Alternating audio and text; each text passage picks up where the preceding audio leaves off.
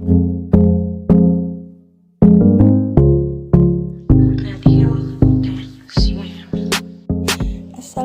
pendengar setia Radio 10 cm dimanapun Anda berada. Kembali lagi bersama kami untuk menghibur Anda dengan cerita-cerita menarik yang terinspirasi dari kisah nyata. Sebelum ke ceritanya, jangan lupa bahagia, jangan lupa istirahat, jangan lupa ibadah, dan tetap jaga kesehatan. Langsung aja kita dengerin ceritanya. Datang ke sekolahan dengan seragam putih abunya. Aku turun dari sepeda. Ingin masuk, tapi ada rasa canggung. Bu Ade, Bu Sri, Pak Ahmad, apakah mereka masih ada ya? Tanyaku dalam hati. Entah berapa lama aku mematung, tiba-tiba terdengar suara seseorang memanggilku. Ranti? Aku menoleh ke arah suara tersebut. Kamu Ranti kan? Tanyanya lagi. Mata kami beradu. Kutatap wajahnya cukup lama. Wajah yang tidak asing bagiku. Tapi entah kenapa, aku hanya diam terpaku. Hei, kok malah bengong? Aku Dias, inget kan? Masa lupa? Ujarnya. Oh iya, Dias, aku ingat. Aku cuma kaget tiba-tiba ketemu kamu di sini. Jawabku tergagap. Kenapa berdiri aja di sini? Mau masuk? Yuk, masuk. Memang boleh, tanyaku. Wah, masa nggak boleh? Murid terpintar yang banyak nyumbangin piala buat sekolah dulu. Masa nggak boleh masuk? Jawab Dias.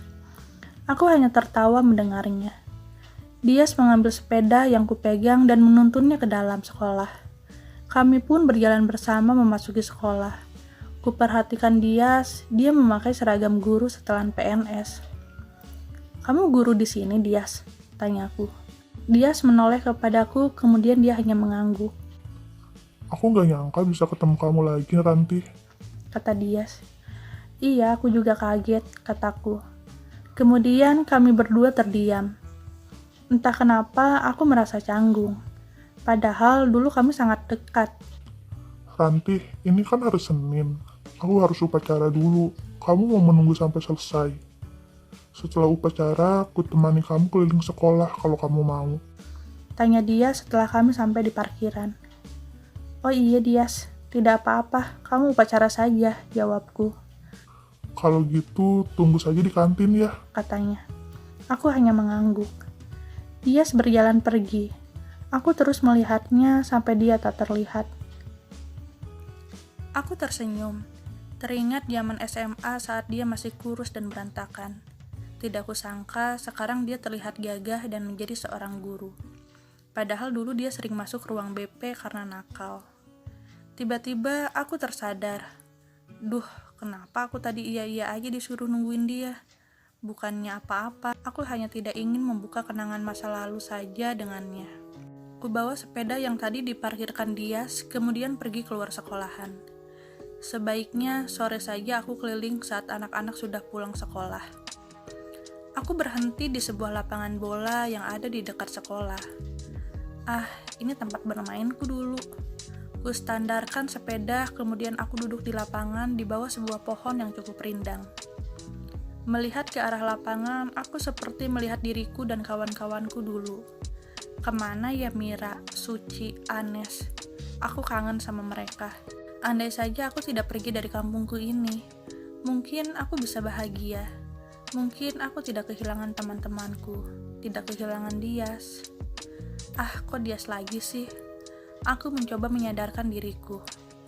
Entah berapa lama aku duduk di lapangan ini, tiba-tiba saja seseorang duduk di sampingku. Kok pergi gitu aja sih? Katanya sambil terengah-engah.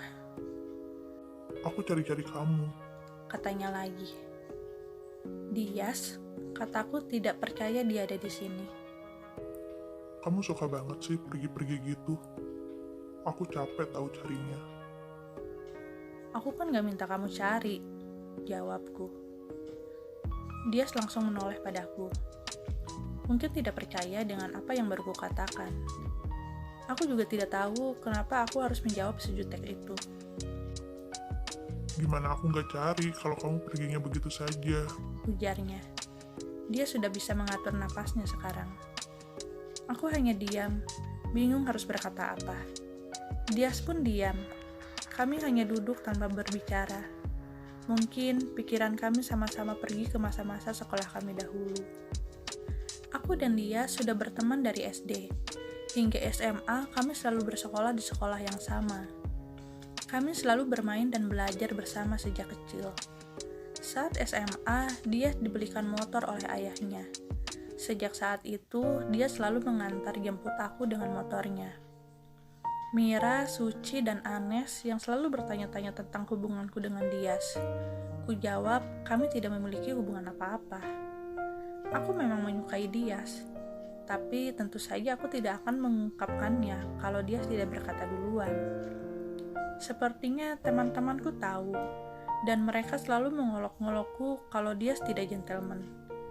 Dan mereka menjodohkanku dengan Firman. Mereka bilang Firman menyukaiku. Dan akhirnya Firman pun berkata padaku secara langsung. Aku bingung harus menjawab apa. Itu dia ceritanya. Semoga ada hikmah yang bisa kita petik dari cerita kali ini. Sampai bertemu dengan cerita-cerita selanjutnya.